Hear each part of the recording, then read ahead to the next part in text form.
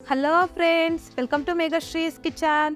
ಇವತ್ತಿನ ವಿಡಿಯೋ ಮೂಲಕ ಯಾವುದೇ ಸಾಸಸ್ ಇಲ್ಲದೆ ತುಂಬಾ ಸುಲಭವಾಗಿ ಮಾಡುವಂತಹ ವೆಜ್ ಫ್ರೈಡ್ ರೈಸ್ನ ಯಾವ ರೀತಿ ಮಾಡ್ಕೊಳ್ಳೋದು ಅಂತಂದ್ಬಿಟ್ಟು ತೋರಿಸ್ಕೊಡ್ತಾ ಇದ್ದೀನಿ.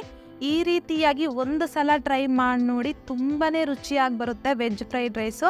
ಸೊ ಹಾಗಾಗಿ ಈ ವಿಡಿಯೋನ ಎಲ್ಲೂ ಸ್ಕಿಪ್ ಮಾಡದೆ ಕೊನೆ ತನಕ ನೋಡಿ. ವಿಡಿಯೋ ಇಷ್ಟ ಆದರೆ ಲೈಕ್ ಮಾಡಿ, ಶೇರ್ ಮಾಡಿ, ಸಬ್ಸ್ಕ್ರೈಬ್ ಮಾಡಿ, ಪಕ್ಕದಲ್ಲೇ ಬರುವಂತಹ ಬೆಲ್ ಐಕನ್ ಕ್ಲಿಕ್ ಮಾಡಿ. ಆಗ ನಾನು ಅಪ್ಲೋಡ್ ಮಾಡುವಂತಹ ಪ್ರತಿಯೊಂದು ವಿಡಿಯೋ ನಿಮಗೆ ಮೊದಲು ನೋಟಿಫಿಕೇಶನ್ ಬರುತ್ತೆ. ಸೊ ಬನ್ನಿ ಇವಾಗ ಈ ವೆಜ್ ಫ್ರೈಡ್ ರೈಸ್ ಯಾವ ರೀತಿ ಮಾಡೋದು ಅಂತಂದ್ಬಿಟ್ಟು ನೋಡೋಣ. ಪ್ಯಾನಲ್ಗೆ 4 ಟೇಬಲ್ ಸ್ಪೂನ್ ಆಗೋಷ್ಟು ಎಣ್ಣೆ ಹಾಕ್ಕೊತಾ ಇದ್ದೀನಿ. ಎಣ್ಣೆ ಬಿಸಿ ಆದಮೇಲೆ ಒಂದು ಈರುಳ್ಳಿನ ಸಣ್ಣದಾಗಿ ಉದ್ದವಾಗಿ ಕಟ್ ಮಾಡಿ ಹಾಕ್ಕೊತಾ ಇದ್ದೀನಿ. 3 ರಿಂದ 4 ಹಸಿಮೆಣಸಿನ್ಕಾಯಿನ ಸಹ ಅರ್ಧಕ್ಕೆ ಕಟ್ ಮಾಡಿ ಹಾಕ್ಕೊಂಡಿದ್ದೀನಿ. ಹಾಕ್ಕೊಂಡಾದ್ಮೇಲೆ ಈ ರೀತಿಯಾಗಿ ಮಿಕ್ಸ್ ಮಾಡ್ಕೊತಾ ಮೀಡಿಯಂ ಫ್ಲೇಮ್ನಲ್ಲಿ 1-2 ನಿಮಿಷ ಮಾತ್ರ ಈರುಳ್ಳಿನ ಫ್ರೈ ಮಾಡ್ಕೊಂಡ್ರೆ ಸಾಕು.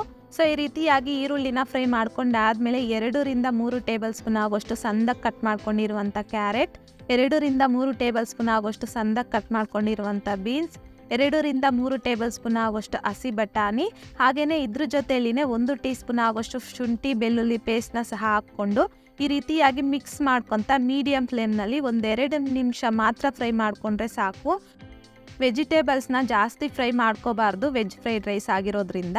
ಈ ರೀತಿಯಾಗಿ ಮೊದಲು ಕ್ಯಾರೆಟು, ಬೀನ್ಸು ಹಾಗೆಯೇ ಬಟಾಣಿನ 1-2 ನಿಮಿಷ ಫ್ರೈ ಮಾಡ್ಕೊಂಡಾದ್ಮೇಲೆ ಸಣ್ಣದಾಗಿ ಕಟ್ ಮಾಡ್ಕೊಂಡಿರುವಂಥ ಎಲೆಕೋಸು 1-2 ರಿಂದ 3 ಟೇಬಲ್ ಸ್ಪೂನ್ ಹಾಕ್ಕೊತಾ ಇದ್ದೀನಿ. ಸಣ್ಣದಾಗಿ ಕಟ್ ಮಾಡ್ಕೊಂಡಿರುವಂಥ ಕ್ಯಾಪ್ಸಿಕಮ್ನ ಸಹ 1-2 ರಿಂದ 3 ಟೇಬಲ್ ಸ್ಪೂನ್ ಹಾಕ್ಕೊಂಡು ಮೀಡಿಯಂ ಫ್ಲೇಮ್ನಲ್ಲಿ ಜಸ್ಟ್ ವೆಜಿಟೇಬಲ್ಸ್ನ ಒಂದು 50% ಆಗೋಷ್ಟು ಮಾತ್ರ ಫ್ರೈ ಮಾಡ್ಕೋಬೇಕು. ಸೊ ಮೊದಲು ಕ್ಯಾರೆಟು, ಬೀನ್ಸು, ಬಟಾಣಿನ ಫ್ರೈ ಮಾಡ್ಕೋಬೇಕು. ಯಾಕೆ ಅಂತಂದರೆ ಅದು ಸ್ವಲ್ಪ ಫ್ರೈ ಆಗೋದಕ್ಕೆ ಟೈಮ್ ಹಿಡಿಯುತ್ತೆ. ಅದೇ ಎಲೆಕೋಸು ಹಾಗೆಯೇ ಕ್ಯಾಪ್ಸಿಕಮ್ ಆದರೆ ಬೇಗ ಫ್ರೈ ಆಗಿಬಿಡುತ್ತೆ. ಸೊ ಹಾಗಾಗಿ ಮೊದಲು ಕ್ಯಾರೆಟು, ಬೀನ್ಸ್ನ ಫ್ರೈ ಮಾಡಿಕೊಂಡು ಆಮೇಲೆ ಎಲೆಕೋಸು, ಕ್ಯಾಪ್ಸಿಕಮ್ನ ಹಾಕ್ಬಿಟ್ಟು ಫ್ರೈ ಮಾಡ್ಕೋಬೇಕು.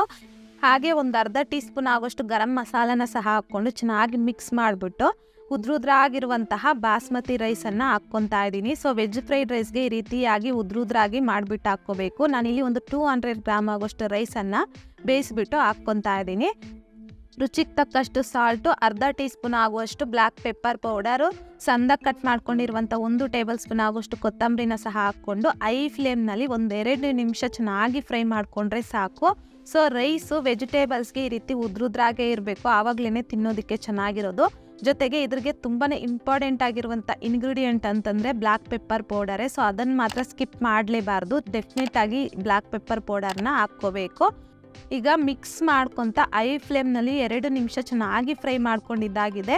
ಸೊ ಈ ರೀತಿಯಾಗಿ ಫ್ರೈ ಮಾಡ್ಕೊಂಡಾದ್ಮೇಲೆ ಈಗ ತುಂಬಾ ರುಚಿಯಾಗಿರುವಂತಹ ವೆಜ್ ಫ್ರೈಡ್ ರೈಸ್ ರೆಡಿಯಾಗಿದೆ. ಈಗ ಸರ್ವಿಂಗ್ ಪ್ಲೇಟ್ಗೆ ಸರ್ವ್ ಮಾಡ್ಕೊತಾ ಇದ್ದೀನಿ. ಸೊ ನೋಡಿದ್ರಲ್ಲ ಫ್ರೆಂಡ್ಸ್, ತುಂಬಾ ಪರ್ಫೆಕ್ಟ್ ಆ್ಯಂಡ್ ಟೇಸ್ಟಿ ಆಗಿರುವಂತಹ ತುಂಬಾ ಸುಲಭವಾಗಿ ಮಾಡಿಕೊಳ್ಳುವ ವೆಜ್ ಫ್ರೈಡ್ ರೈಸ್ನ ಯಾವ ರೀತಿ ಮಾಡ್ಕೊಳ್ಳೋದು ಅಂತಂದ್ಬಿಟ್ಟು. ಸೊ ಈ ರೀತಿಯಾಗಿ ನೀವು ತಪ್ಪದೆ ಒಂದು ಸಲ ಟ್ರೈ ಮಾಡಿ ನೋಡಿ. ಟ್ರೈ ಮಾಡಿದ್ದಾದಮೇಲೆ ನಿಮಗೂ ಸಹ ವೆಜ್ ಫ್ರೈಡ್ ರೈಸ್ ಹೇಗೆ ಬಂತಂದ್ಬಿಟ್ಟು ನನಗೆ ಕಾಮೆಂಟ್ ಬಾಕ್ಸಲ್ಲಿ ಕಮೆಂಟ್ ಮಾಡಿ, ಲೈಕ್ ಮಾಡಿ, ಹಾಗೆಯೇ ನಿಮ್ಮ ಫ್ರೆಂಡ್ಸ್ ಆ್ಯಂಡ್ ಫ್ಯಾಮಿಲಿ ಜೊತೆಗೆ ಶೇರ್ ಮಾಡಿ. ಮತ್ತಷ್ಟು ಈಸಿ ಆ್ಯಂಡ್ ಸಿಂಪಲ್ ಕ್ವಿಕ್ ರೆಸಿಪೀಸ್ಗೋಸ್ಕರ ದಯವಿಟ್ಟು ನೀವಿನ್ನೂ ನಮ್ಮ ಚಾನಲ್ನ ಸಬ್ಸ್ಕ್ರೈಬ್ ಮಾಡಿಲ್ಲ ಅಂತಂದರೆ ಸಬ್ಸ್ಕ್ರೈಬ್ ಮಾಡಿ.